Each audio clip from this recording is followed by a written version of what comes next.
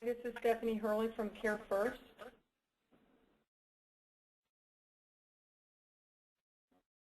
All right, so we have 4 work group members who are virtual.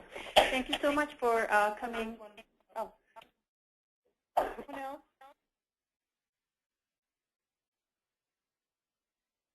All right, thanks for coming to the meeting and being online. We have a feedback. I wonder if it is Alicia, because I think we heard with her. Okay, yeah, great. Not so much.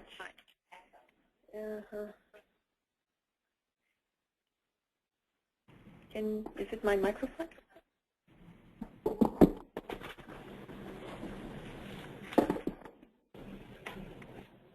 All right. Okay. Yeah,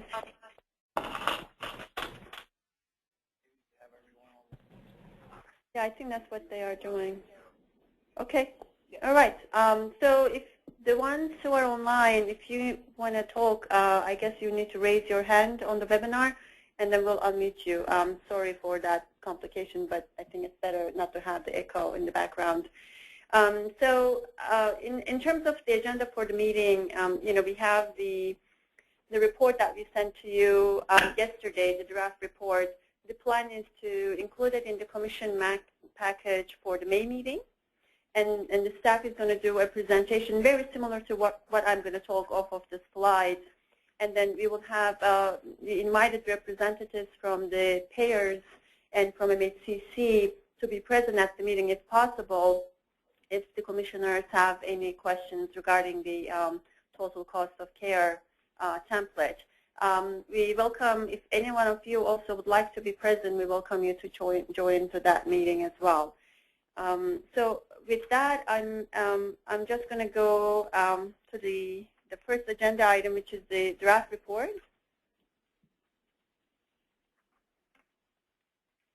So as you remember, we really had a very defined task for this report. We just took what was promised in the contract for reporting to the CMS in terms of the 3-part aim. And the measures were already selected, and performance work group is evaluating those measures, and they may add or delete some of those. So we're going to review them towards the end of our schedule. But our first task was really taking all those measures, identifying available sources, and if there were any gaps, finding alternatives to fill and identify the data sources. In the other major work group charges on care coordination and data infrastructure, that will get to it in the second part of this meeting. So in terms of, lucky for us, we didn't have a lot of gaps in that monitoring template, and it is attached to the end of the report.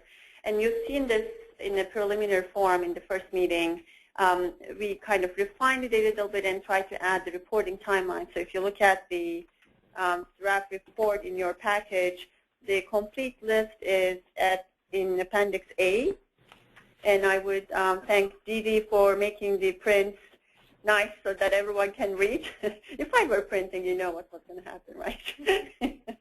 One page. So here, the ones that are identified as gaps are then grouped into Appendix B with the discussion of the data sources available. So if you then flip to Appendix B, then you'll see the first one is the all-payer total cost, and then some other measures on the patient experience of care. So that's, that way we are providing the overall list for completeness purposes, and then we have this shortened list where we identify the sources that are identified based on our discussions. The first group of measure is the physician participation in public programs and engagement in innovative models of care. We looked at the several, we discussed whether we want to do it a survey or is there any other way to get at it. What we are recommending is to use the NCQA data to count the patient, participation in patient-centered medical home initiatives. So that's the first recommendation. The second item is the participation in ACOs or bundled payment initiatives or any other shared savings initiative that the CMMI may come up with in the future. Obviously, these are Medicare programs, and the data source we think would be the most easy to get is the CMMI itself. So we will work with them to come up with the list of participants in those programs. And they do publish some of that online already publicly. We just need to make sure that we have the accurate counts there. The next two are the participation in public programs. The Medicare one will come from the Medicare.gov directory that have the NPIs that are participating in Medicare program. And for the Medicaid, we understand that Medicaid already prepares similar reports, and we will be using the Medicaid provider numbers and the health choice provider directory for that. Let me stop there. Yep. Ben, could you please use the microphone? Sorry, I should know that. On the NCQA data directory is going to capture about 700 unique providers in Maryland, but it will specifically not include most of the physicians that are participating in the Care First single carrier program. So how would that be reflected, or would it not be reflected? It would also not reflect the one or two FQHCs that have gone through Joint Commission and CQA, Joint Commission accreditation, which is equivalent to NCQA. So any thoughts on that? Yeah, I mean, we listed as a limitation of this data source. We think for the immediate term, this is the best and easiest way to get that information, and we are looking at the trends. But I don't know how you would go about in getting the other participation list unless we put it in the survey that MHCC is deployed, using for the licensing. So I don't want to commit this, but single carriers submit a annual report to us.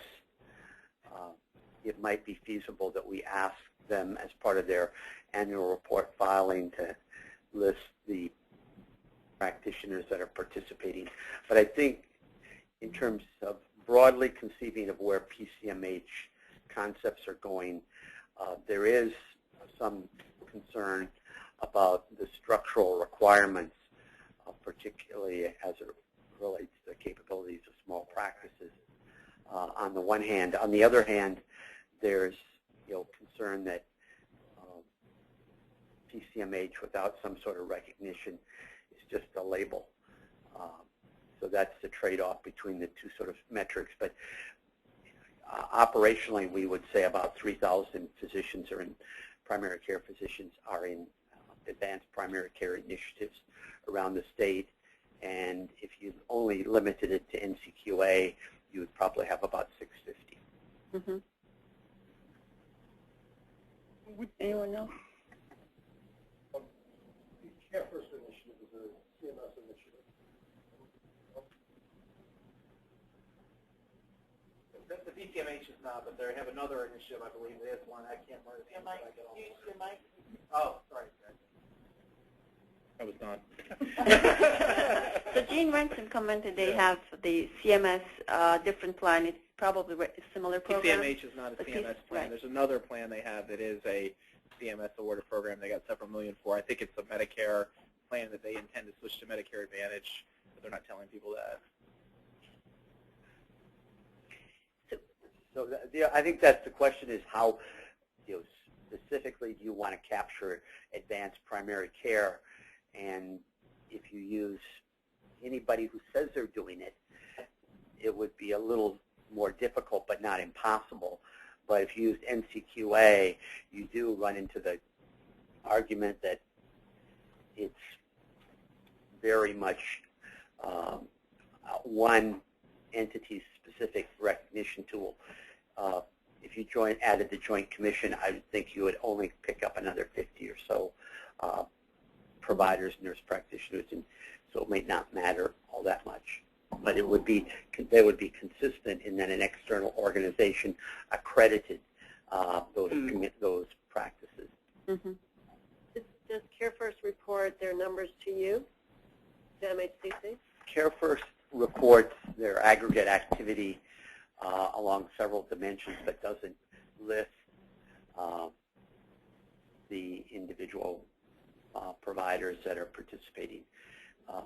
Anybody could go to their member directory and you could see that. Of course, that would be a foolish way to do it, but you can see who's in the PCMH program because those primary care providers are flagged in the CareFirst directory.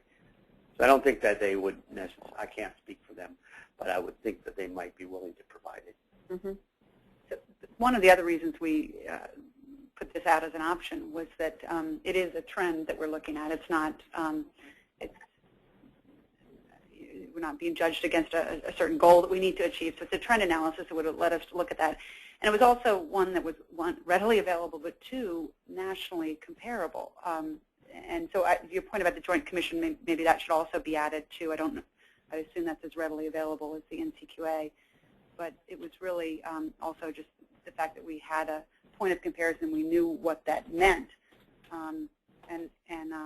If we're adding in the NCQA version of it, the all-payer version of it, individual payers version of it, I think we have to address the potential duplication of that. So that it's more complicated, and I guess the question is it important to measure, to go through that level of complication to measure this, or is a trend analysis using a nationally available data set sufficient? Right. I think Alice, this is Linda Bartniewski. I think when Alice and I discussed this, what Alice was saying to me is her priority was not to capture the total information, but to have a legitimate trend and not to worry about whether or not it was completely accurate, but have it to be comparable and you could track it across time. And so as long as you think that the numbers in the NCQA certification reflect what's happening in the marketplace, right, that it's moving in conjunction with anybody who would call himself that, that should work, right? Yeah, I think, first of all, my priority is what you all want your priority to be, and I think it's the question here about what is it that you all prioritize. Should we go through the effort of and the complication of trying to add in all these different things and get this unduplicated perfect number, which will be some work? Is that of value?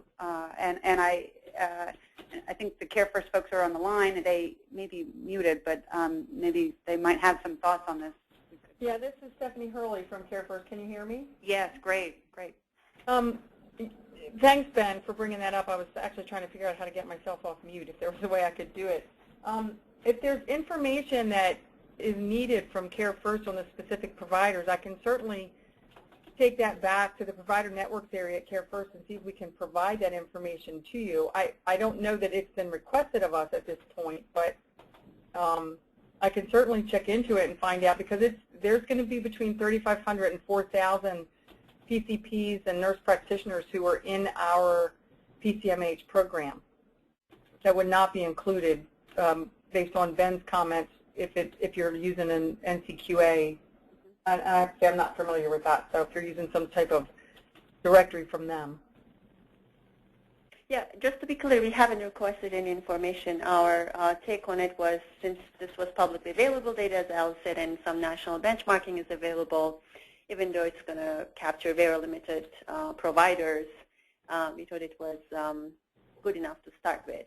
The other complication we have, yes, the CareFirst has a defined PCMH program, and they have the provider IDs. I remember, for example, Kaiser mentioning we do have medical homes, we just don't call them the way that you call them. So then you get into the issues about definitions, what it is, what it's not. But I think this is something that we want your feedback on. What do you think is reasonable? How far do we go in trying to get the actual number? I'm assuming we want the trend to increase, right? Well, we want the trend to be real. I think that would be the best thing.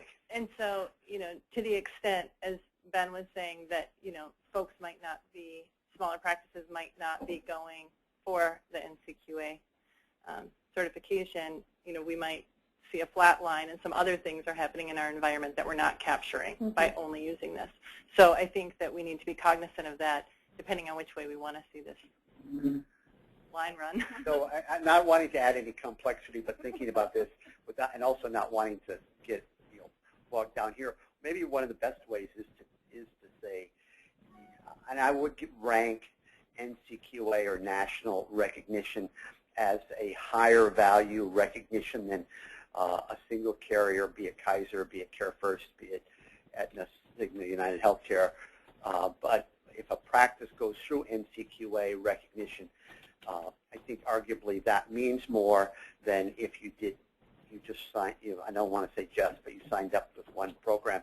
Cigna has a program. I think your actual program does require NCQA recognition to participate. CareFirst does not. United, I think, is thinking about different approaches. So you could, I think that I can't speak for them. I think it would be possible. I think that actually capturing participation in advanced primary care generally is something you want to track, but the point that Alice raised, that in order to measure, you really do have to use something national, which is probably an NCQA or a combination of all the programs together. URAC has no one in Maryland. Joint Commission has 2 practices, I think, and AAMC has no practices at this point. So it might be pretty simple to just do it that way, because I think saying NCQA recognition only doesn't really fully capture the landscape. So, and my only comment is I think for this purposes it's probably fine, but I think for other purposes I would think MHCC would want to know what that number is in totality. I mean, particularly since we're trying to expand patient-centered medical homes throughout the state, I would want to know the total number. Yeah, I think I'm agreeing with you. You just maybe get it you separate it. You can report it in aggregate and separately. Can we add to the report that there is, I don't know how strong you want to say it, but your idea about getting the annual, including that number in the annual reports, maybe we can work with you to get a language here that, this is kind of our immediate measurement, and in collaboration with MHCC, we are developing more a comprehensive measure to capture the real number. Yeah, I think that would be okay. All right. All right. Yep. I think this may be an okay place to bring this up. At the beginning, you mentioned all of the monitoring metrics and the performance measures work group having a look at that, not in the very short term, but putting that on their list of things to come back to. Maybe that broad category could be, just a section of the report. Here's what we're looking at now. Some of this we'll need to come back for, and then maybe there could be some examples, and this being one in particular. I guess to go back to remembering in the performance measures work group, there was discussion particularly about the population health measures, that they were ones that were decided on at the time. They were put at the time, what we could get at the time, but there might be some appetite for bringing a group of people who really work with those measures back together and saying, do we want to change these at all? Do we want to keep them the same? So to include some of that in the report language as another example of this broader, here's what we're looking at now, that we might tweak these a bit. I see. I got it. All right. Great idea. The second one, the main one, is the discharges with primary care provider identified. If you remember, we discussed whether we should have additional field in our case mix data or find other ways of doing it. And the recommendation that we put in the report is to use the encounter notification alert system that the CRISP implemented, so that on an annual basis, it could give us what percentage of discharges we had in that current year had the ENS data. So could you talk about the background and how the system works a little bit? Yeah, sure. So the encounter notification service was designed as a way to communicate to practices when their patients are showing up at a hospital in real time. And the core concept is because every hospital sends all admit, transfer, ER visit, discharge messages to CRISP in real time. If we go to practices and get lists of their active patients, we can compare the real-time messages to each list, and when we get a match, we can trigger out that alert. We've been operating that infrastructure for a little over a year. We sent about 6,000 alerts today. Some go to PCPs, some to principal providers of care, some to MCOs. Frank's organization receives them. Health homes receive them in the Medicaid program. So it's grown pretty quickly. The core concept here of how we could support this particular measure is we do get what's called an AO3 discharge message, an inpatient discharge message every time someone's discharged from the hospital. And we can count how frequently did an AO3 discharge result in a notification to a practice. Right now, we ran some rough numbers before I came in. It looks like about roughly 20% of all discharges result in a notification going to a practice. So we excluded all the carrier organizations who may actually route further on to practices within a PCMH program, for example. But just starting there, we can get some pretty quick counts of how frequently a provider is notified. So, slightly, I think it's a different measure than what the intent was. The hospital may still know who the PCP is. It doesn't, I think this is a more important measure for us to monitor rather than just the identification of the PCPs. So we just want to make it clear that this is a kind of a modified measure in a sense, but I think it's a more important one. Yeah, I would agree with what you just said. MedChi actually is in a partnership with CRISP, and we've been promoting it and signing folks up, and it's going pretty well. Actually, we're getting a lot of uptake. And my point would be that, if you put in there simply PCP, then that's what whoever the discharge person is going to put in there, the PCP. But in reality, the ENS notification might be going to a cardiologist who's actually managing the care or some other doctor.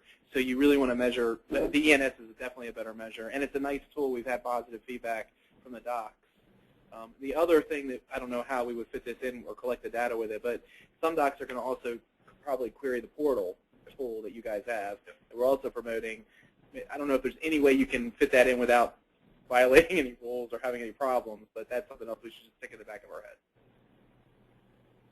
So it's not as easy as this. But anyway. Mm-hmm. So I would assume that in the short term you would see that number go up. But eventually, if everything, and you're moving admissions and discharge out of a hospital, it should make sense that it would go down. And so whatever, in terms of how you report it, I think we should make that clear to CMS that would be something we would want to see, right? It would make, the denominator would be going down, the number of discharges, but hopefully the percentage of discharges that were associated with an ENS message and a discharge being sent would actually be going up.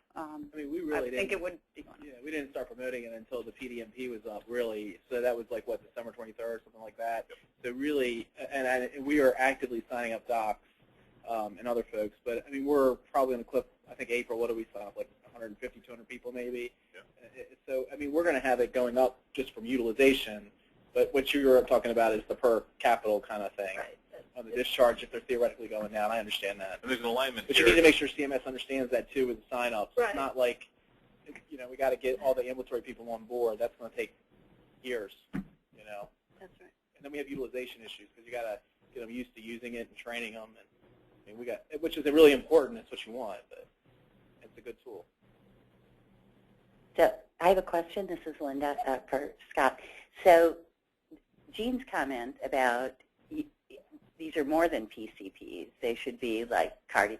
Then I'm looking at the number. I'm going, oh, so it's discharges with some doctor identified, because can you differentiate? You can't differentiate between who's the PCP and the cardiologist, because I understand there's value in more than PCPs getting the information. So we could go to the level of identifying recipients as PCPs specifically.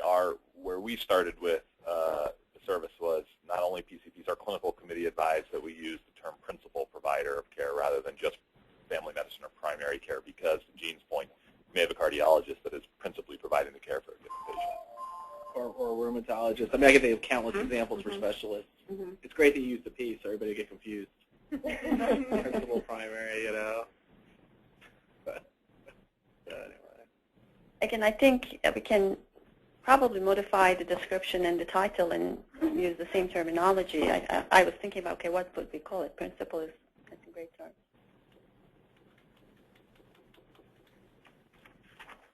All right, we are moving along. The major part, as you all know, is the place where we are. We have a big gap in the total cost of care if we are measuring on an all-payer basis, and I thank Alice Burton for all her work and the subgroup members that we met once, and then I think we had preliminary meeting before that too, to really try to come up with a template that will address all of our needs, and I'll turn that to Alice to talk more in detail. Yeah, thanks. We did have an active subgroup and hope to continue to have an active subgroup, whether that's in person or via email, because we are early on the process to defining what really a total cost of care template might look like. So Shulay is right. This was the measure that was probably one of the most complicated ones, and we didn't really have a readily available data set.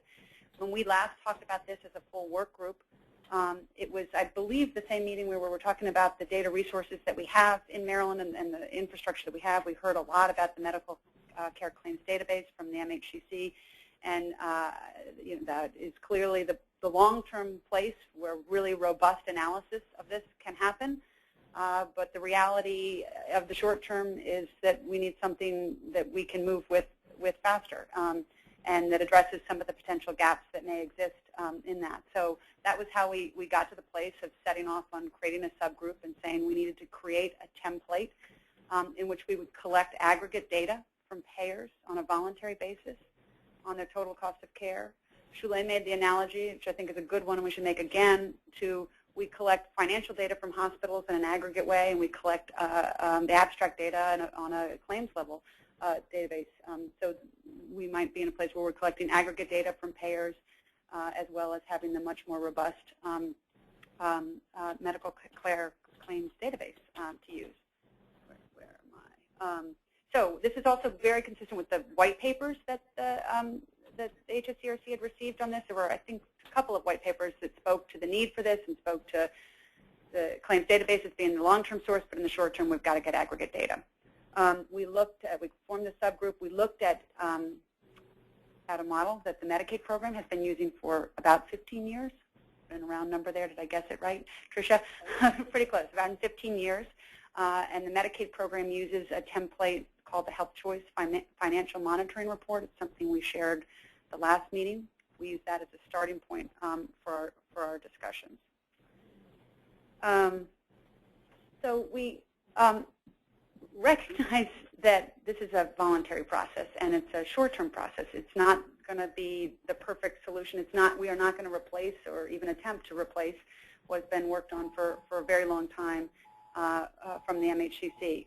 So we have to balance some different needs and recognize that we're not going to make the perfect solution here. We're going to collect aggregate data. So we needed a process that was simple. We needed it just to be comprehensive enough to trend all payer costs and sufficient detail to identify shifts. That was really. There's a flood alert. Is that what it is? Yep. Where I might need to go address some issues. I have a little problem there. Anyway, so the task here was really to identify, to get enough level of detail to identify where there might be shifts from regulated to non-regulated settings. That was our challenge. Our criteria that we applied to thinking about the template was that it was simple. It could be produced. There were clear definitions, which we'll need to work on. We aren't there yet. Clear definitions so that it can consistently be reported across payers. Ideally, it would build on existing and well-documented models, and that's where we use the Health Choice Financial Monitoring Report. It would, to the extent it could, build on other data definitions, so finding can be validated and correlated to other data sets. We don't want to have a whole new data set that doesn't match up or allow us to compare to any other data sets. But the key question is how sufficiently disaggregated does it need to be to understand the shifts from regulated to non-regulated? And understand, I think this is the tricky part, understand whether those shifts have occurred because of changes in coverage or health status, or there's other changes. So there's disaggregation both in where the service is provided, as well as age and coverage categories, market segments, to try and tease out some of those issues.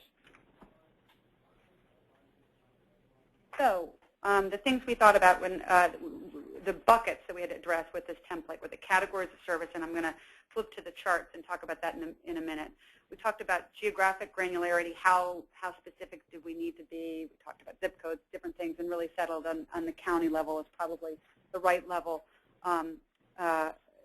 for reporting of services. And this would be the enrollee residence, not where the service was provided, but where does the enrollee live. So we'd be capturing data on the cost of and the site of service for the residents of the individual, including their use of out-of-state providers. We wanted to align with the demographic breaks that the demographic subgroup and the payment work group were working on, and so we used those data sets, and we recognize that we need to address this by market segment. So with that, I'm going to shift to there's a very long power chart which we still need to work on to make it visually able to read. I had one for those that have eyes like I do that gives you a little bit higher level version of that you might be able to read that are the regulated and the non-regulated settings. This is Appendix C, and this is essentially our proposed initial version of a reporting template for total cost of care. I'm going to start on the large one first and just tell you about the left column here, which is really essentially saying we're going to report all of this total cost of care data. We're going to try and collect, I should say, this total cost of care data by different market segments. The top half of this chart is Medicaid, and it buckets some of the different Medicaid coverage groups.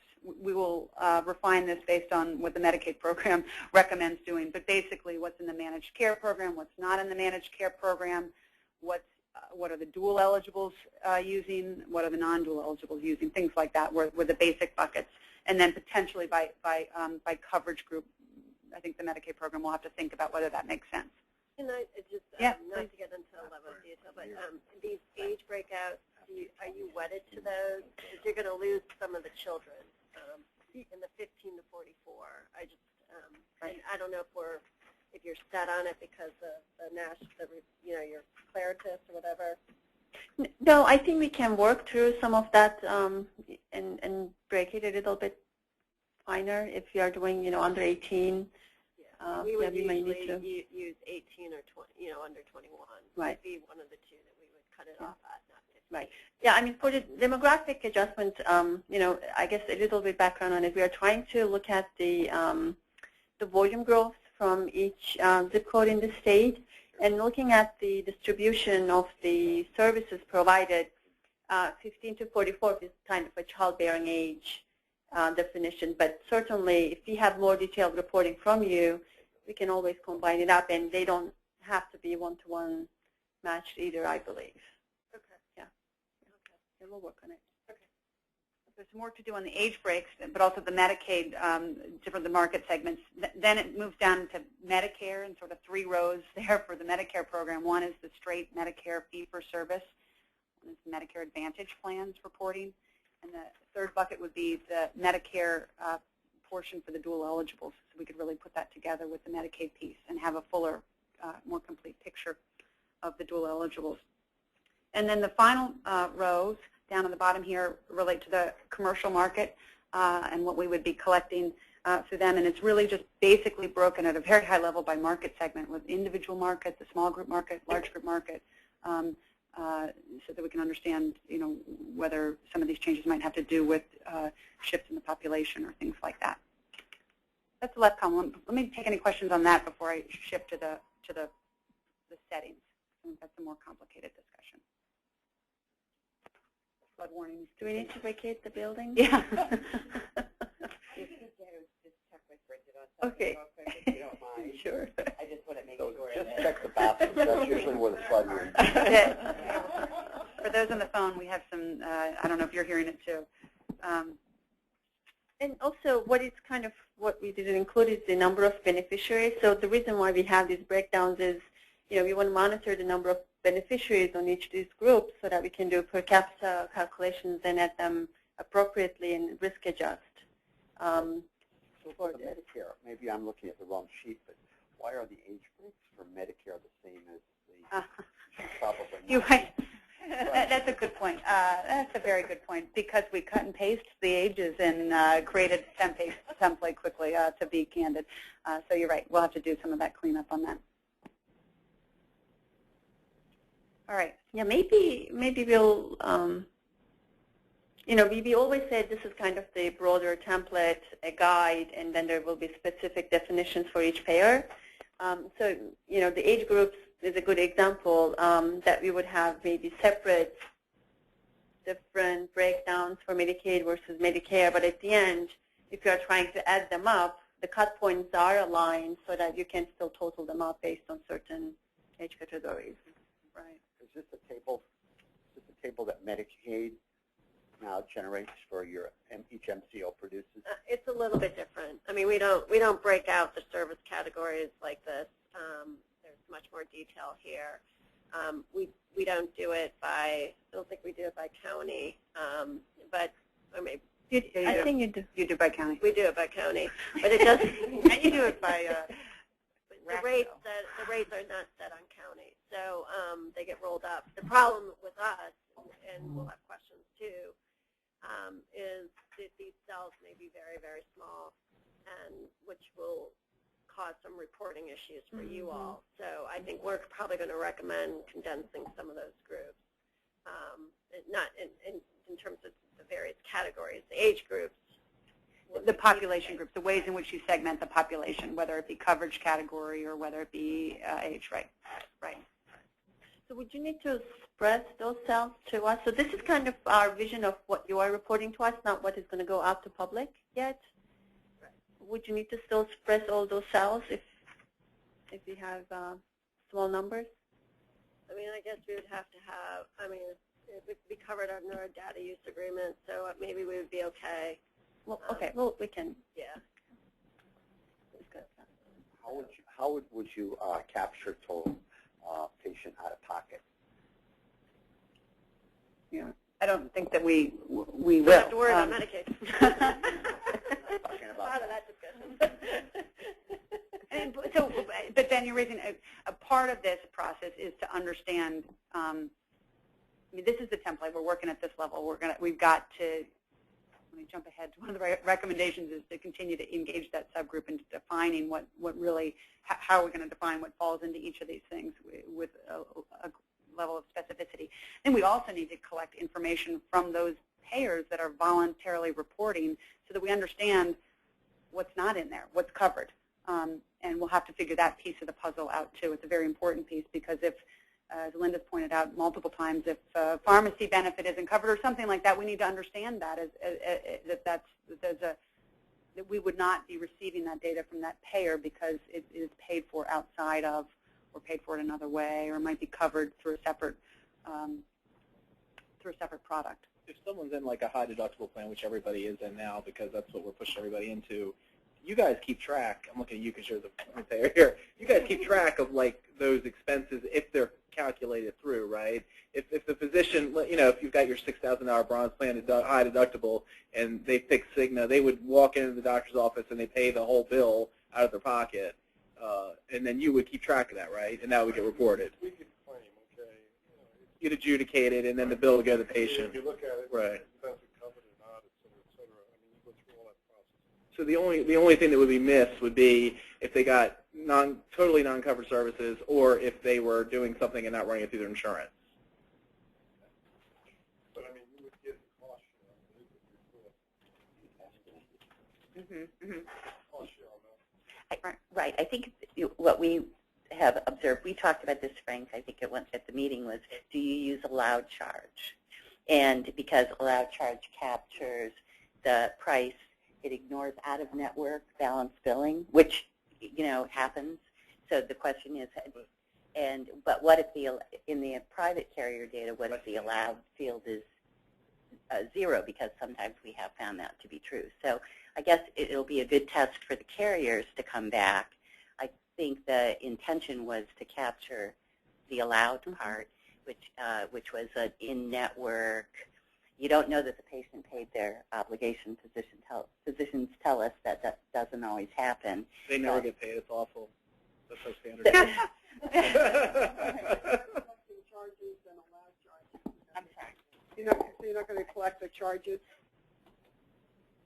No, I The don't. total charge, just the allowed charge? Well, in expenses, the question is how do you define it? That's the total charge from the hospital, the hospital, and the allowed charge.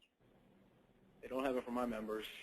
So what I'm hearing you all say in terms of what would be important to have in this initial early stage of this recommendation, because we aren't going to define all of these things here, is that it's important to collect information to the extent we can about what's happening, either what's covered or not covered, or what's being paid out of pocket.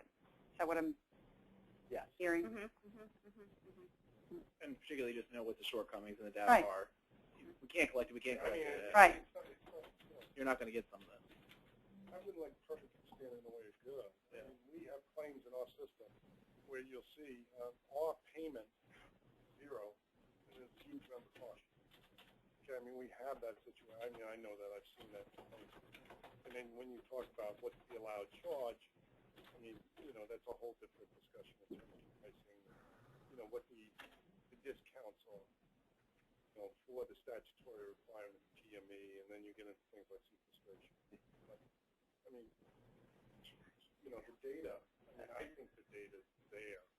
And it's not, it's going to be an evolving, iterative process to keep on improving and identifying it, but if you should have more than enough data to trend, I would think.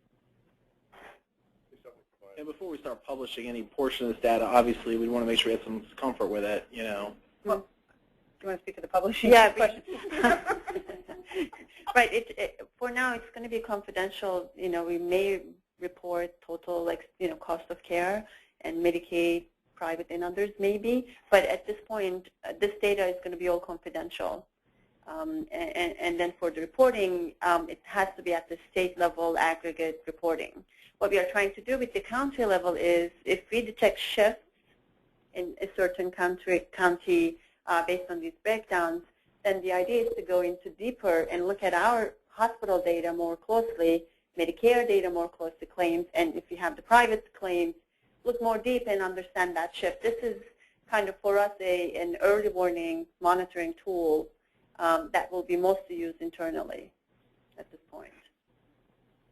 So this is Linda. I would say in addition to wanting to define what you mean by expense, right, how that's going to be defined, I know that for Medicaid, Medicaid is really good at knowing exactly what county a patient resides in. But in Maryland, 20% of the zip codes overlap counties, so you probably want to give the carriers, specific definitions of how they map that. Good point. County zip mapping, you're right. I forgot about that issue, which I spend more time on than I could. So you're raising all very good questions about why the devil's in the detail and why this is hard and why this subgroup, we're not going to let you go. You're going to still see some of these stuff maybe via email, but we'll need some input along this. But the real crux of the subgroup discussion at this stage was to get an initial version of what we thought the different service settings were, both in regulated settings and non-regulated settings. And again, the goal here was to identify and detect where we could see shifts, where we might be looking for shifts, where they could occur, and to try and understand those patterns. And we had a very spirited debate on drawing these different these buckets. How often is this reported? The recommendation, I think, is that we're going to begin to collect this in the fall, and we would collect it for an annual period. And then subsequent periods, we were looking at 6 months, essentially.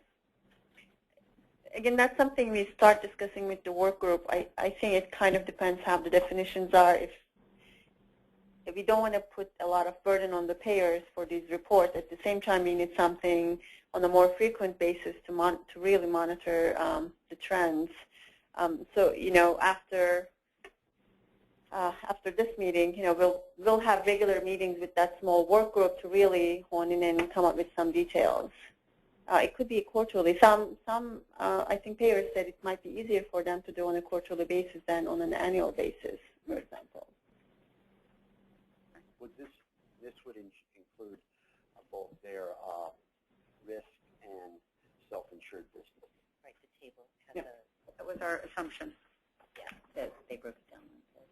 It's pretty small to see, but yes, that is the hope, that we would be self-insured, large group, small group, and the individual market would be the basic groupings that we'd be collecting on. So I know some of the devil is in the detail, and we'll have to work with you to define rev codes and how we would group these. But I think we're missing the non-regulated, inpatient, institutional, out-of-state, all those others.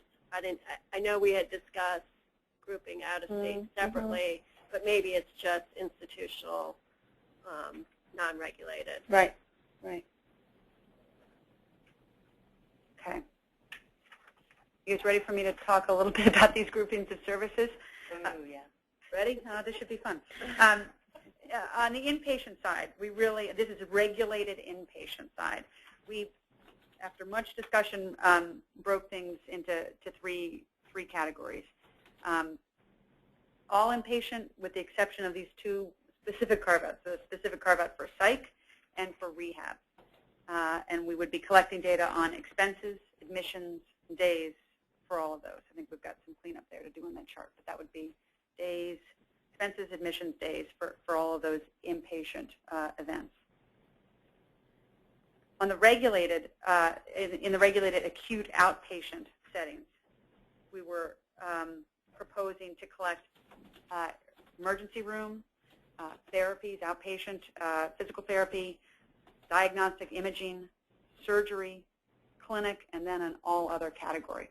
Again, we disaggregated these because these were places where we thought there could be logical shifts that we either want to see or might have some concerns about seeing outside into a non-regulated setting. The specialty hospital, we also have similar disaggregation, again, psych and rehab there, so we can correlate it to the inpatient psych and rehab. We talked about cancer hospitals, children's hospitals, and the chronics and the long-term care hospitals. Long-term care hospitals being a Medicare term. Right. So if we were capturing visits, I mean, I know we debated, and it's again devil in the detail about if a bill came in and you would lump all the services within that bill into one of these categories, or the question was, should we divide it up? When you're capturing visits, though, it becomes important because you'll start duplicating if you start dividing it up. So maybe it argues or begs the question to roll all the costs up into one of these buckets and not try to divide a claim. I don't know. Right. The classic example being in ER, whether it's associated with the inpatient admission that results, right? Right. Okay, ready to move on to the non-regulated, or the green area of this? So we came up with our own sort of ways in which we thought about it, the facilities that were non-long-term care facilities, but things that had more of a facility feel. Ambulatory surgery centers was one, and that was one that came up in the last work group discussion, and urgent care facilities are ones that came up.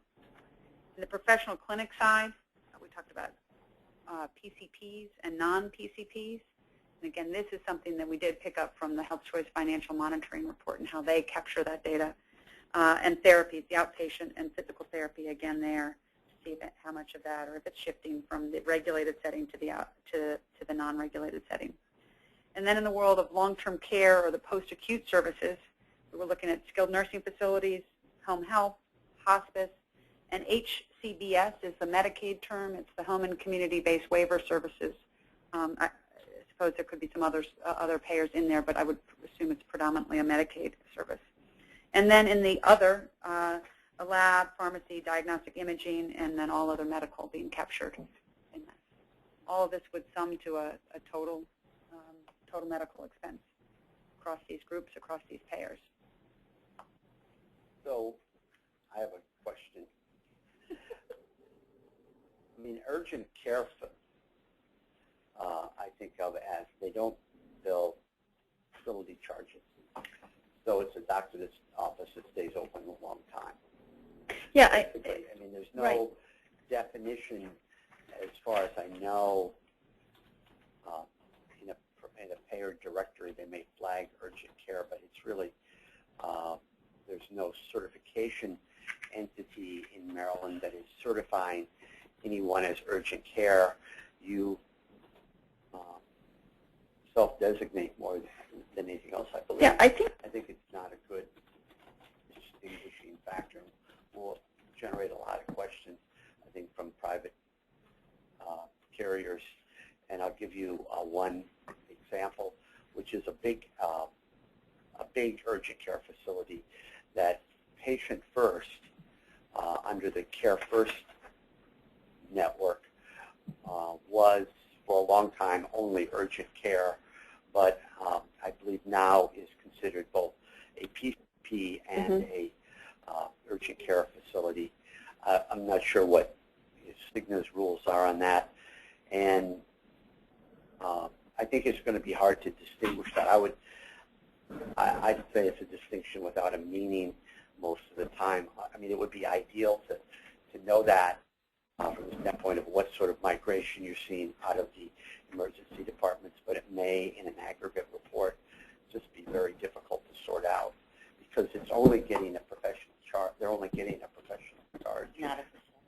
right. They don't. None of them has facilities, so they are facility-like, as Alice pointed out. The other thing is, this is kind of, from our perspective, what we would like to have, whether it's feasible or not, is the work that we need to do with the sub-work group. So you're right. I mean, some of other things maybe have, PCP versus non-PCP. Some payers may have issues with that. Some payers would have urgent care. So we all need to work that out. And at this level, this is kind of representing, ideally, if we are looking at it, what trends we are going to be looking at it in this data. Right. So there are things like dialysis centers that are not here. Right. Right. So let me just state where we are in the recommendations at this point. And so this is your last slide here, or I guess I have it up here. The recommendations. At this point, what we're saying is we want to take to the Commission in this report that we have due next the intent, the plan to collect data on a voluntary basis from payers and consistent with this initial template. We recognize there's a lot more work to do on that, and we heard very clearly from payers that they need that work to come to closure in enough time for them to report, that they need at least 3 months of lead time, and that seems very reasonable. So our goal was to use the next few months to define these things, to work through these details that we're talking about here, and aim to have detailed reporting instructions by July so that we could begin to collect data in October. So at this point, the question, I think, is, as a work group, are we prepared to recommend to the Commission, yes, we do think we need to collect aggregate data, and in general, this reporting template is the direction we need to head, and yep, there's a lot more work that needs to be done on defining it. And I think, as Shule mentioned earlier, I think one of the biggest questions is, are payers willing to be a part of that discussion and engaged in that process? We've got 2 sitting at the table here who've been engaged, and some on the phone that were a part of that meeting. So I think that's the question for the work group and the Commission in the next week, and then we have a lot of work to do on these questions, and maybe we need to broaden that subgroup to include others that are making a lot of comments here.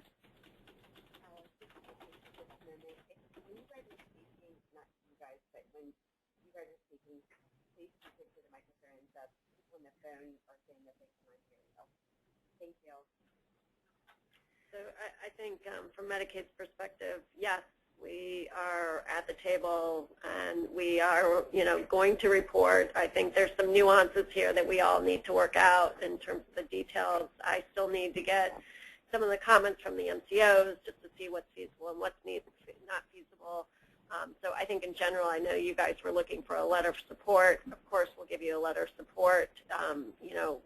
Overall, basically outline that we support the concept of this template and that the details need to be worked out. So.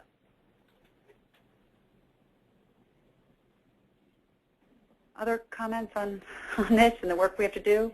And if you want to join in this discussion, let us know, and we have a email list of different folks were engaging in this conversation. Mm-hmm.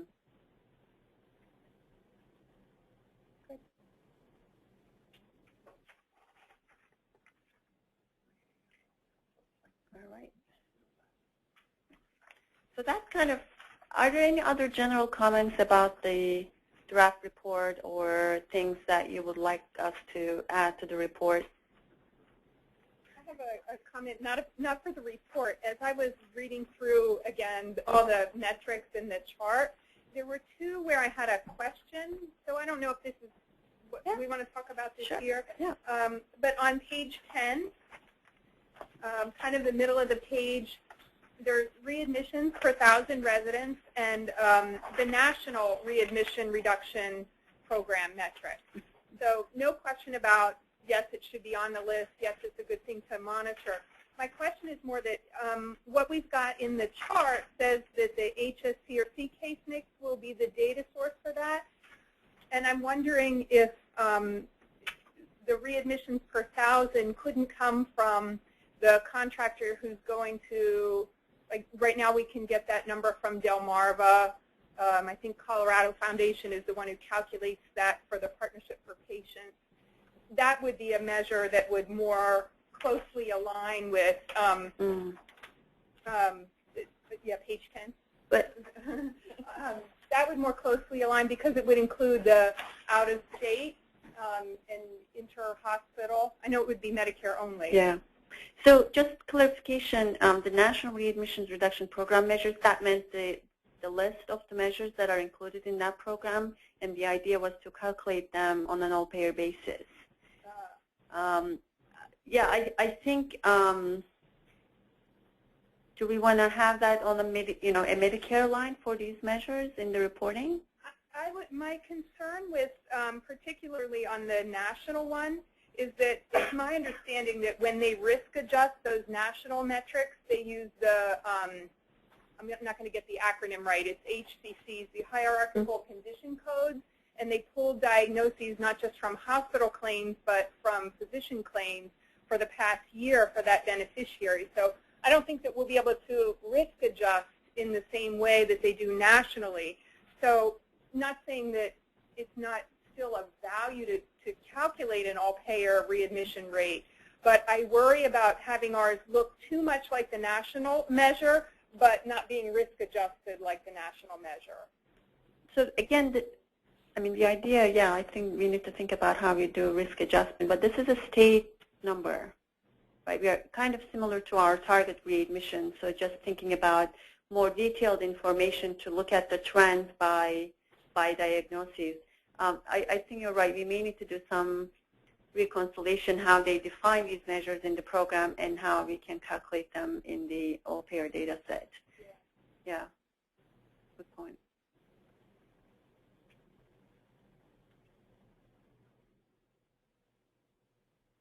So while we're on readmissions, the one that's right above that, the readmission rates from nursing homes to acute care, if we could, I don't know what definition we're going to use for that, and we may not have decided yet, but I think there's some, just like any, I'm used to the hospital readmission rates, and it always depends on how exactly you define that. I think there might be interest in having that definition very clearly published.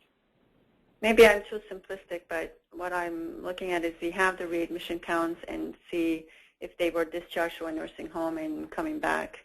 Ideally, we've been talking about linking with the nursing home data to really track the patient. That will be kind of the ultimate measure without relying on the discharge destination codes or admission source, which is not very reliable at all. So then does this one mean looking at where does the initial start? Does the initial, do you start counting the initial person when they're at the nursing home or when they're at the hospital? So since this is just the HSCRC data, you start with the inpatient visit, and then you look at if they were discharged to a nursing home and then whether they are coming back within the 30-day window. Great. Essentially, it's a hospital readmission rate when the person was discharged to a nursing home. Right. It's Right. not really a nursing. Where I'm. It's not the denominator is not the nursing home residence. The denominator still is the hospital discharge. Yeah. Right. Yeah. And I think where I was getting a little, the path that I was going down was some hospitals are interested in looking at their rate of people coming back to the hospital when they go to particular nursing homes. Mm-hmm. But that's not what we're talking about. I don't think we have the information to do that. Right. Again, the aim of this was just to monitor statewide trends on an important indicators that may be impacted with the all payer. In terms of what you're saying, that those are kind of, actually it's a good segue to the second one. It's kind of what kind of data that you need in terms of implementing it. And then I think that's a very good example of whether we can, what are the things we need to provide. Yeah. I think this is an obvious answer to a question, but I just want to make them, really we are doing different data things, right? So we're getting ready to talk about the data needed for care coordination, but we've just talked about the data for monitoring the waiver, and that's this. So I'm assuming that the data for monitoring is going to be, that is going to be managed and done by the HSCRC, correct? That's the game plan, that's what we're thinking? Yes. Okay, I just think it's helpful to know who's doing what. So you guys are going to somehow here, with the extra funds that are created, have like a new unit with that one bill that passed. It's going to like review and collect all this stuff and take care of it, and all be done in-house at HSCRC for the monitoring, or maybe with contracts, but that's how it'll be done from a practical point of view. Right, and majority of these are secondary data, so it's just a matter of pulling the information in the right time, right place, I'm and just trying putting to it. keep track of who's doing what. So Yes. we all know it's Yes. good. So this is going to be a monitoring report to CMS that will include all these measures, and HSCRC is going to be responsible from pulling it all together and developing the measures that we identified as gaps. Good question. Very nice. Actually, thank you, Jean and Tracy. This is a very good transition to the second topic of the agenda. But before, again, any other questions on the first part, data for monitoring and reporting? Yeah. You have discharges with the PCP identified. What about discharges with the PCP not identified? Everything else. Just everything? Okay. Does that ever happen?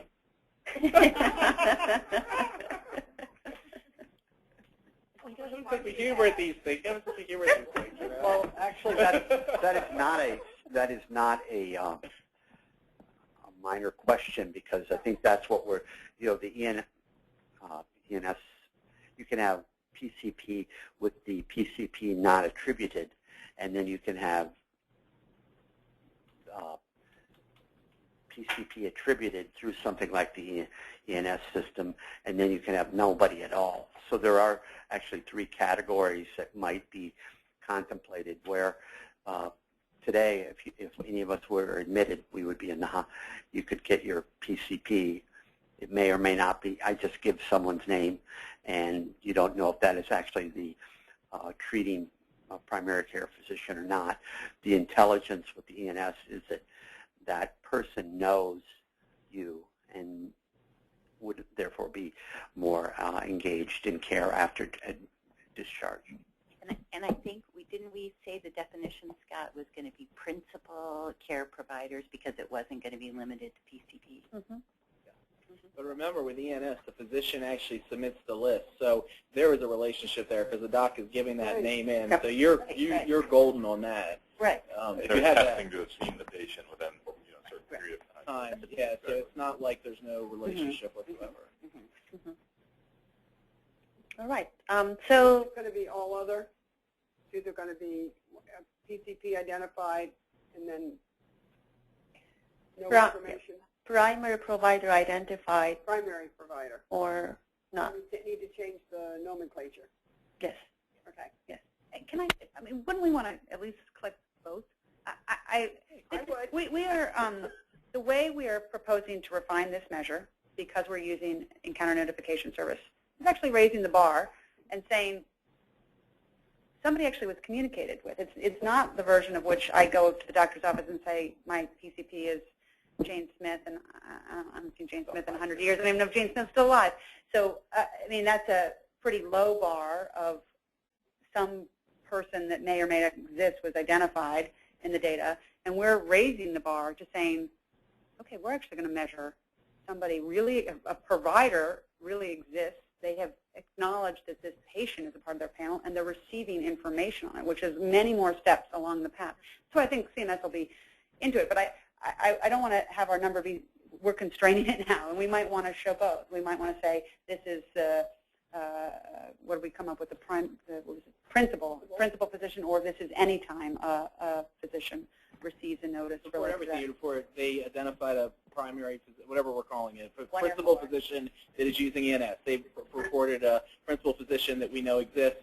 They didn't report anything, or whatever. I think you'd want all those categories and then see how it goes. Yeah, that wouldn't be. I mean, I'd like to see that because we're anecdotally beginning to see, with some of the initiatives we have, some of the differences between what happens when a patient is discharged with that information and then without.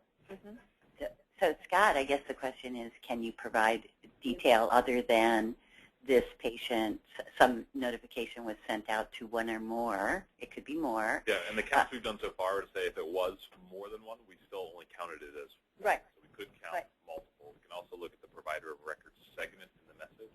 So the big difference Alice is making is you can capture the PCP at the hospital.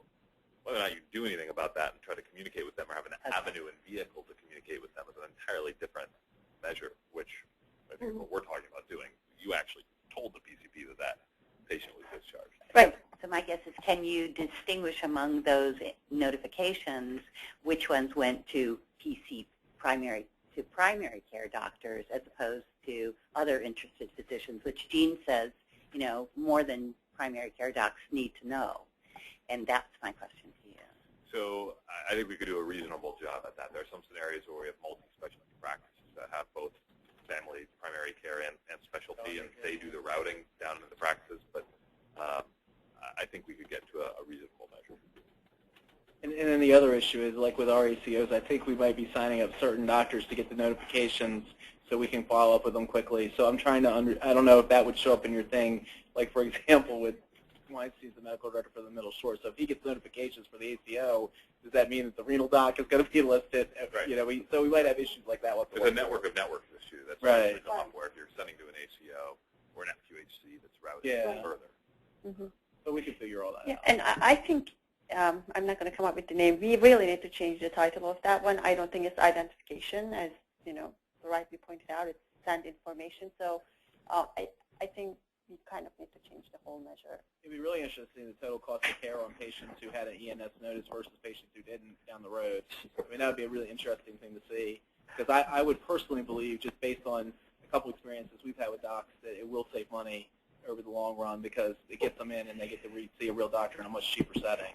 But so I'll start with just looking at the hospital cost, see if that is going down for those. So I wanted to have another question with Scott because it does strike me that the question that Sally Ann raised is important. And as I understand it, once a practice signs up with ENS, they upload their patient directory to you, correct? That's correct. And however, if a patient self-attributes at the hospital, I am a patient of Dr. Stefan. Stefan is committed to, is signed up with ENS. Is that patient notified? Am I notified even though that patient is not on my directory? So he knows me, I don't know him, versus what the sort of perfect relationship is. I know he knows me, I know him relationship. Is it possible that, are you sending ENS notifications if you're on your, if you're a physician on the participating, even though the patient's not on the directory? Yeah, so in short, no, we're not, because there's not, the way the attribution works is based on patient identifying information and not provider identifying information. Okay. There's a more nuanced answer in that we are moving towards that. One example is in starting to communicate back using the admit message to look up who is subscribed and shoot that back to the hospital. So as they're admitted, saying, hey, here's the provider that's subscribed. You can interact with the patient now and ask, is this the right provider? And then giving them the option to say, don't send it to this provider or send it to another, and starting to get a little more sophisticated. But at the moment, the answer is no. you don't want physicians getting notifications for people they haven't agreed to. I mean, they enter in, they are essentially making certain attestations when they send that list in, and they're going to hopefully do something. So you don't want them starting to get 100 or 50, or I don't know what it would be in Medicaid. It would be crazy. I mean, because you do automatic attribution. So, you know, you don't want that because they'll stop using it. Well, and then there's the liability issues. We've had that with the discharge summaries. And, you know, once you get the information, you've got a liability issue. I think we can. I said we have to think about this because there are liability issues attached to the physician being attributed to the patient when the physician doesn't know, similar to the ones that we've had with discharge summaries coming in and the physician doesn't know, but a liability is attached. All right, let me just then summarize. We are going to find a new term for that measure and really specify what we are measuring, and then see if we can get some more detail based on what Chris can do for us. Right, and to Ben's question about the attribution, the actual attribution.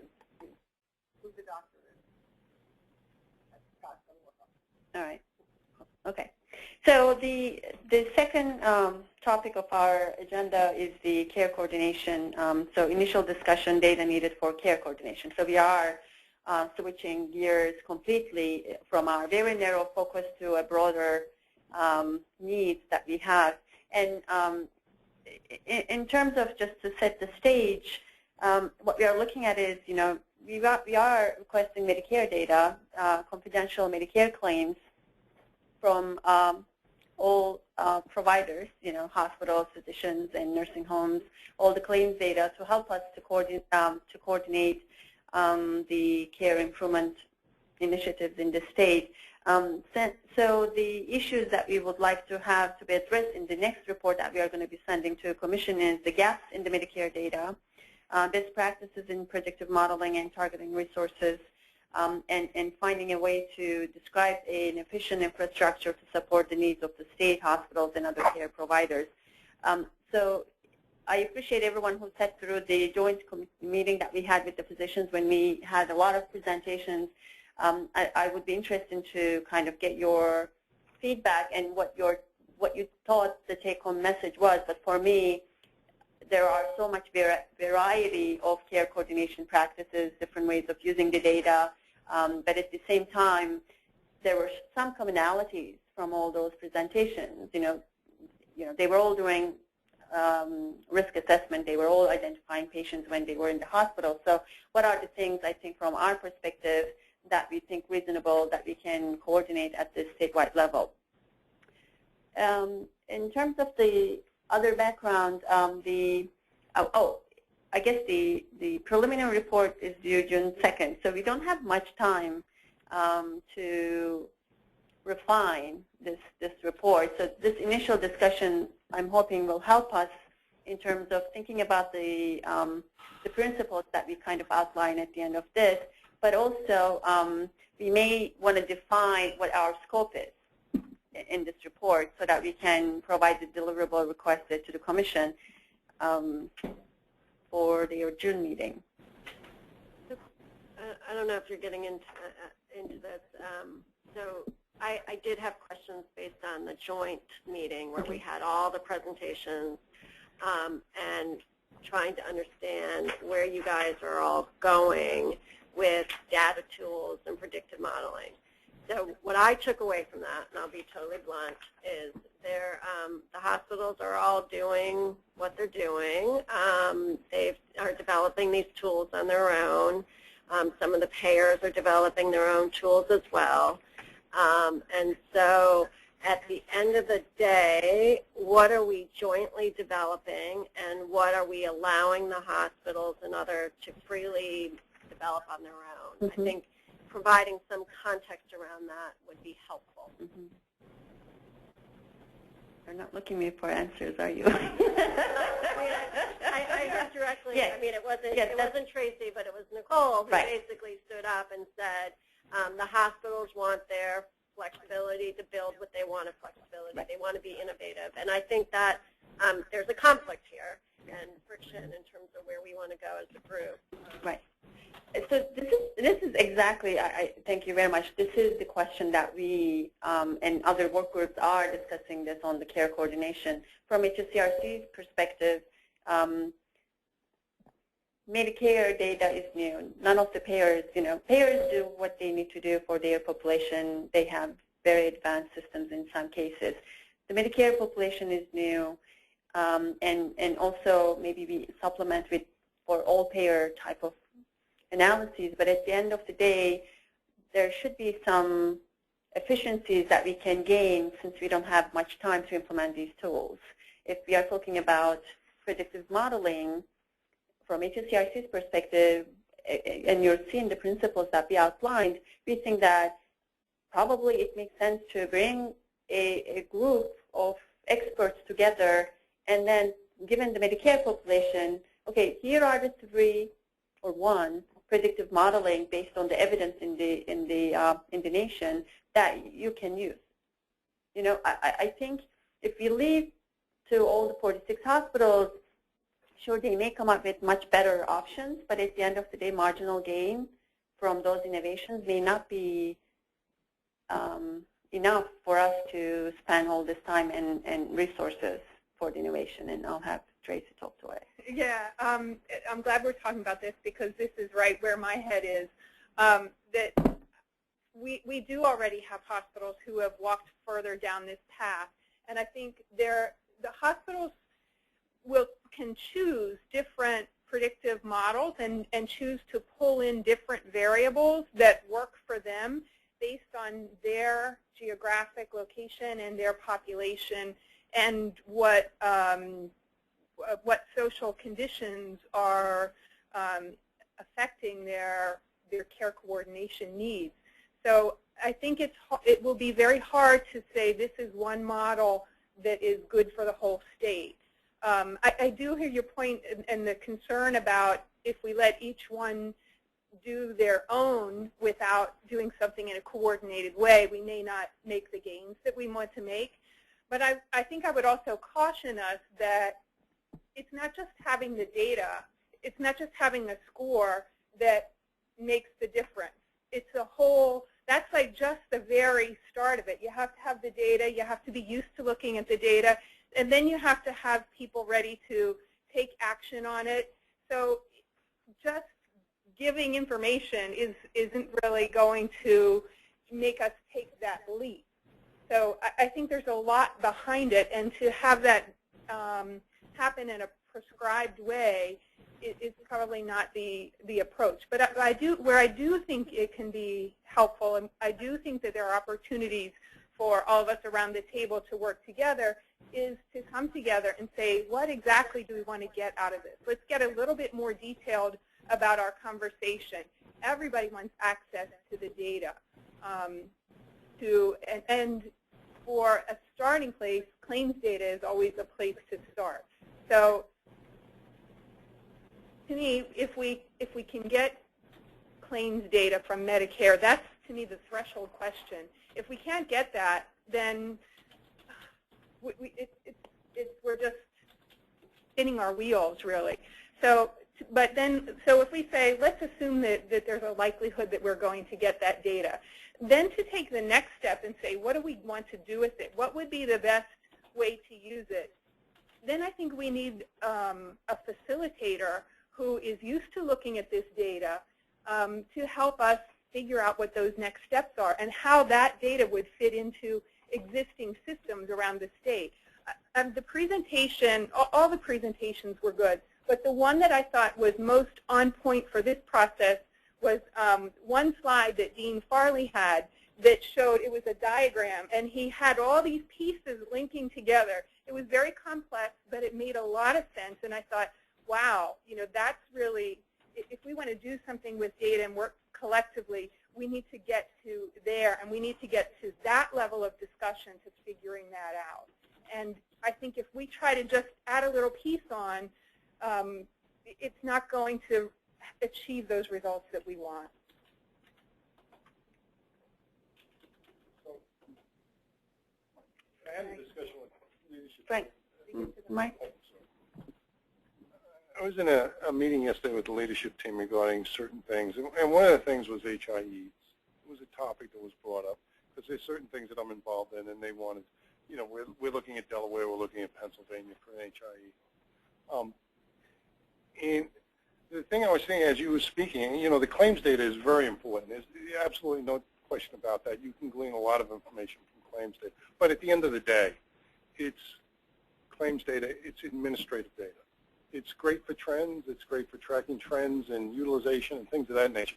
But at the end of the day, what gets us excited over at HealthSpring and what gets our health services people excited at HealthSpring is the data we pull from CRISP, because that impacts absolute care.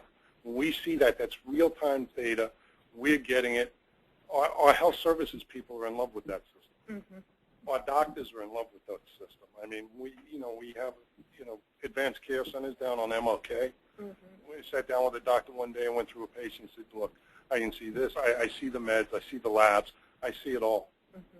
Right? I mean, these are clinicians, and that's care coordination. Now you're in the whole, and there's a number of different things. The work that folks at Hopkins do in terms of a lot of the research and, modeling and things they do is based on that sort of stuff. And the presentation that really clicked with me was the one from the gentleman from Kaiser talking about LACE. Mm-hmm. Using LACE to predict readmission. Mm-hmm. Because we have a medical director who brought LACE in for the same purposes at our mm-hmm. plant, and I said to him, there was this presentation, here it is. He said, yeah, no. He said, this stuff is great, and it really is. But that gets to the care coordination component of it. Yeah. The claims to me is the trending, the administrative, the utilization, that sort of spend levels, the tracking, the care coordination stuff, though, is the clinical content. Mm-hmm. Yeah. So, Frank, you're saying you think CRISP should be the entity that does the this other piece here to break it down and make it simple. We're talking about data, need for care coordination. You think that's the place? I think when the federal government came out with the stimulus package, mm-hmm. Back in 2009, and allocated $36 billion to technology and infrastructure, I think that's what CRISP is an example of. And I really do think that CRISP and what it has the potential to do, we talk about SNF. If all the SNFs were on CRISP and feeding information into CRISP, the question of readmissions mm-hmm. goes away as an issue. It really does provide the basis for a lot of absolute care coordination, because now you have knowledge. I can't manage something 30 days after it happens. Yeah. Yeah, I agree. And that's kind of where I'm kind of going in that direction. And my thought is, CRISP has a lot of that good information, and that you need to supplement the claims data with that real time. The other source, hospitals, is physicians that they are connected with. So getting more physicians on an electronic medical record that can connect and talk to the hospital record. So if you can start to pull some of that data and use that with claims data, then you've really got something powerful. But just the claims on its own is less. It's an abstract. Yeah. So a lot of at the presentations, they talked, maybe I think some of the presenters said there's like 3 or 4 different products for predictive modeling or something like that. Could there be agreement amongst the hospitals to use one product? No. I don't see that happening. But can we, so let's say 5 products, I think the question to me, you can have 2 extremes. You can get the claims level data, divide it up to 46, or actually they also need the statewide, send it to 46 hospitals. They create their own analytics. They create their own whatever risk models they want to be doing. Right? That's kind of one extreme, which I think everyone kind of is easy to say, no, that doesn't make sense. The other extreme, I think, what you were saying, like state dictating you're going to use this model, which I think is also not reasonable. So we are trying to find in this continuum where we want this infrastructure to be, and what areas that we think we can coordinate. If there are 5 risk measurement tools, do we want a utility that would create those 5 measures and work with the hospitals to get them in. And then a tool for the folks who aren't captured by those 5 tools. So if you have 5 major members that are doing their own thing and we connect that into some other entity, whatever it is, right. And then we'll still have a whole lot of people that aren't captured in those silos. Right. So we got to have a tool for that. We got some way to do that, and then we connect it in, and then that's maybe a hybrid that gets us there. But I kind of want to take a step backwards a little bit. One of the things I really like about CRISP is the fact that we've put in place transparency, patient protections, checks and balances. So, and that's important to me and my members. There have been issues at times with CRISP with certain things, and they've managed them incredibly well when they've come up. And that says a lot to me about how they handle patient privacy issues and things like that. And I think the fact there are checks and balances and how it's set up and it's independent, it's not controlled by anybody. We don't have to worry about some government entity coming in and using it for a pet project or something crazy like that happening. And they've got a history of doing a good job where other complex technology programs in Maryland don't have as good a track record as CRISP does. So those are things that make me say, boy, it makes a lot of sense for us to be using them as the entity that we work with. Now, if there's another idea, I mean, I'm certainly willing to be open-minded, but in my mind, that's the one that a lot of money's been invested in, and they've got transparency, patient protections in place. They've got checks and balances in place. Now, frankly, it's a little overrepresented on the board by hospitals, and you guys have a little more control of it than maybe I would like. Physicians are incredibly underrepresented. Really, it's controlled by the hospitals, but I'm willing to live with that because they've done a good job. And that's kind of where I am on the whole thing. But, you know, and I think we should have a discussion about governance and transparency and the big issues before we start figuring out what unit we're buying. Yeah, I mean, I want to have, there's about a half dozen points I would make. One is, I think that probably in terms of just basic things, what the state can do is be very clear about what the information it is that's going to be commonly available. The point about dictating to hospitals on what risk adjustment tools they would use seems, you know, I think the marketplace is somewhat going to drive that, but keep in mind we have 3 large systems that control 70% of the hospitals in the state. Those decisions on risk adjustment are not going to be made at 46 hospitals, but they're going to be made at 3 systems, 2 other systems at County Adventist, Sinai, and soon Holy Cross, Trinity, you know, hospitals. There's not as many decision points as you might think because they're likely going to be made at system levels, not at hospital levels. But I think one point that these tools are not only going to need to be available to hospitals, they're going to be they're going to have to be available to practices, and that's where some consistency might be very valuable. So I'm not sure that the idea that we can control what hospitals do. They have big IT budgets, and they're going to do what they're going to do, I think. But I think practices are going to need these same tools, and that's where the confluence of CRISP, you know, some analytic data, claim data that the state possesses either directly through the APCD or can get through Medicare, shared and pumped through CRISP to community providers is going to be very valuable, I think. And that's where really the benefit, I think, is of sitting down thinking about this would be very valuable, because if you get to the hospitals, they still have to figure out how they're going to get the data to their networks.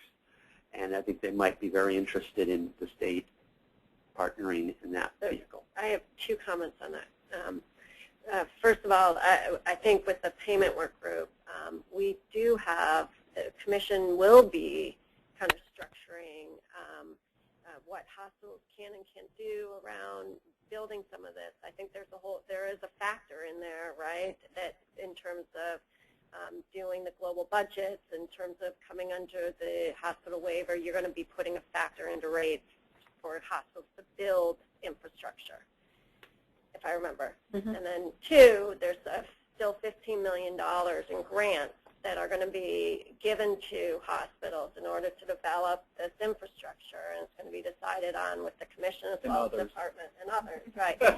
So I think we do have some way to kind of craft what we think makes sense and structure that. So just to come back, I don't disagree. I'm not saying anything about where the funding should come from, but this point of, I'm sure there is common good that we can define, and I agree with Jean that there are things that we can do. I like, Shule, what you said. We're not at this end of the spectrum. We're not at this end. We're trying to define that middle part that everybody can benefit from, and not just hospitals, but physicians, ACOs, others that may have FQHCs who could really use some of this information. But I did want to steer clear of prescribing how exactly we use that information. And the ideas of talking about governance, transparency, common good, I think all of that is important. And I guess to say that I don't think we can solve that by June. I think it's too big to try to have a solid recommendation by June. Maybe we can. Maybe I've got my dark shades on instead of my light shades on, but it seems a little bit ambitious to have that settled by June. So let me just ask, process-wise, when will HSCRC be looking to give out the $15 million? Because we're going to have to make some of these decisions before we start giving out $15 million. Sorry. So I think not everyone is familiar what the $15 million is. If you could explain, I can, but I have a very limited knowledge of it. In the budget, it passed that the commission has the authority to build into hospital rates $15 million in grants to hospitals to help them build the infrastructure. The proposals for regional partnerships right. and infrastructure. And so the hospitals must submit proposals that have to be hospitals and others. Okay. I missed that. Yeah. All right. But it has to be informative. But I'm very familiar with. But I think the time. But isn't its timeline kind of full, or like I didn't think it was July, the application process. So I think no if Steve was here. I don't think. I mean, I don't think you guys will be writing checks next week. So I don't think that's right. like. I think we have time to work through it. But it seems to me, back to your June thing, and maybe I'll give you the rose glasses here, but I don't understand why we can't come up with some principles. We just essentially agreed on the big principles, and why don't we start with that, and then we work down from there. Mm-hmm. I mean, if we all want transparency, and we all want checks and balances, and we want to make sure that it's an independent body, and we want to use resources that are already in existence so we don't recreate the wheel, those are 4 pretty good principles it sounds like no one objected to. And if we just kind of hammer through the principles, then we can kind of backfill and figure out what works. Mm-hmm. I mean, that would seem to me to be a way to get it done if we can agree on big things and then work our way down to specifics. But it doesn't sound like we're that far apart. And I would just add partnership. So here are the there are entities, principles. too, that are missing. I mean, the nursing homes, you mentioned that, I believe. You're absolutely right about that, dealing with the ACOs that we have. We want them involved because they're running up your hospital costs. Or there are hospital costs, I shouldn't say it that way. There are hospital costs that we could improve our hospital costs for your tests if we had them involved. Yeah. I mean, we are talking about coordination, so I think that those basic principles and having recommendations, I would be in favor of doing something for June. I think we could definitely get the principle. Definitely. I mean, I'm being cautious here about how far we could go, but I feel good saying we could get the principles in place. All right, so we did kind of created the list of principles, and this is by no means, it says for discussion purposes only. So I guess, following up Jean's comments, we did have the leverage existing resources and potential resources, and then we listed desired attributes as data security and confidentiality, accessibility to different providers, stakeholders, efficiency and scalability. I think there we have that range. We need to discuss it a little bit more. Flexibility to support different uses of data, such as predictive modeling, care management, etc. So we are adding partnership, encourage partnerships, and encourage involvement of transparency. Let me also just point out that I think what Chris has done with the ENS and the portal products, particularly, and we haven't talked much about the portal, but that's an example of them creating tools for folks who we need engaged and involved, but that are not as complex. So it makes sense that if you're at Hopkins, you're going to be using some complex direct messaging system through Epic or whatever, and that's logical because you're a big entity and you can afford that. But a small practitioner, somebody's got to develop something for them, and that's an example of them doing two things already that are in place and being used. So if we have more of these that we want to use in the outside settings where those practitioners don't have the cost to do their own investment, but that doesn't mean we don't want to encourage Tracy's members to do what they want to do. We just want to make sure that everything is talking to each other so we're not wasting money or creating two things in two places. I mean, I hope I'm not getting you into a job you don't want. I've wanted to let others go ahead. I mean, you mentioned the query portal and the notification infrastructure. We have a very sophisticated reporting infrastructure already established and built. And I don't think one of the things we haven't talked about here is the importance of identity management across data sets, and that's kind of our cornerstone of what CRISP does for all of our services is cross-entity, cross-organizational, cross-data set identity management. In the context of a population health measurement, you have to be able to do that unless you're waiting for the claims data to come in post hoc.